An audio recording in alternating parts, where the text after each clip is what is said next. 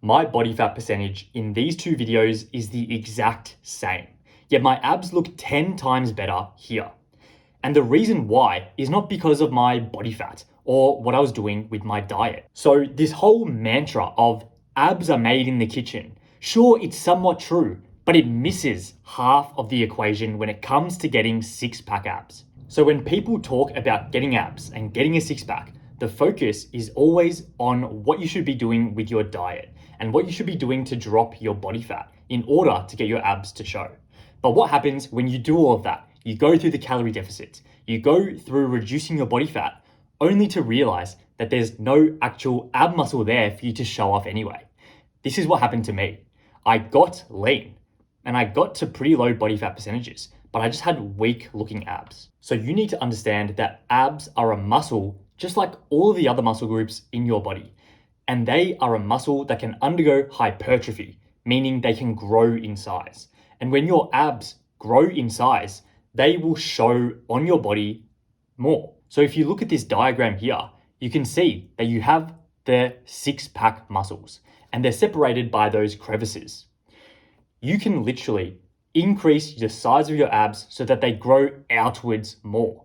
And when your abs grow more outwards, that is when they're going to show off more and are going to have that more defined, ripped look to them, as opposed to those skinny abs that you have when your abs are underdeveloped. So if you are pretty lean, but you have underdeveloped abs, you will be skinny and you won't have a six-pack. And the reason why your abs do not show is not because of your body fat, but simply because your abs aren't even developed enough to actually show. And so you can drop all the body fat in the world. This is what you will look like if you have no ab muscles actually there. And this is exactly what happened to me. So just to demonstrate this point even further, take your chest muscle as an example. You will train your chest with the view to getting a bigger chest.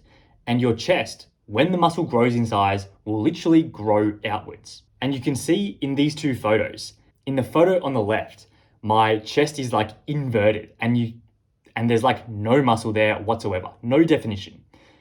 But in the photo on the right, my body fat is still pretty high. Like you can see I have a belly here, yet my chest is still sticking out.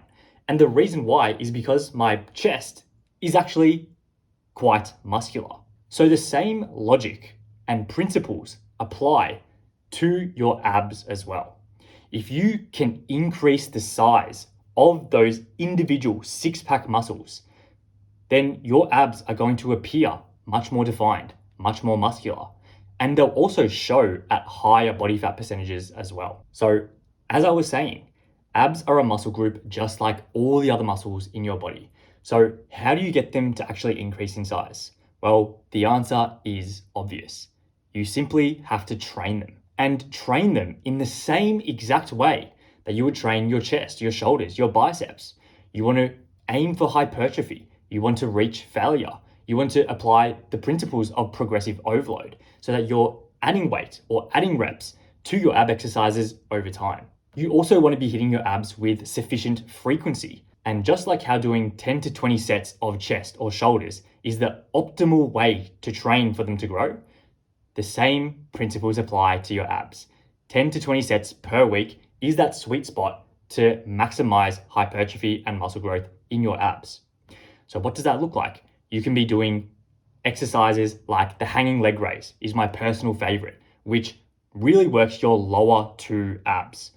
And they are traditionally the most underdeveloped portion of your six-pack.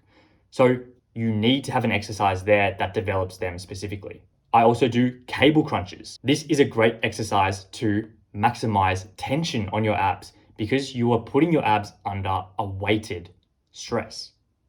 You can also do things like the ab rollout with the ab wheel, which is a very challenging exercise that is going to place heaps of tension on your abs and actually make sure you're reaching failure to the point where you can literally no longer do another ab rollout because your abs are too tired to actually do it. And when you're doing these types of exercises on a regular basis, 2 to 3 times per week, and you're doing 3 to 4 sets of each of these exercises in each time you do your ab workouts, you're in that golden zone of 10 to 20 sets per week, which is perfect for developing your ab muscles the most. And give it enough time, be consistent with this, your abs will develop and therefore will begin to show a lot more compared to what they previously did, even when your body fat stays the exact same. So if you are looking for the step-by-step ab workout plan that I use myself with all of those nitty-gritty details, you can check out my program that is the first link in the description below. Now, the last point I need to make is that the whole mantra of abs are made in the kitchen is still somewhat true if you look like this. If your body fat is way too high, then sure, you can have the biggest ab muscles in the world, but if they are covered by fat, then they're simply not going to show. And this body fat issue is exacerbated by the fact that belly fat, which is covering your abdominal muscles, is the last place on your body that fat will be lost from. So you need to be locked in with your diet and hitting calorie deficits over time to get your body fat percentage to a level where your ab muscles will actually be able to show. And again, I have nutrition and meal plans in my program in the description below. So if you learned anything from this video, please consider subscribing. We are getting to 20K subs soon, and I will see you in the next one.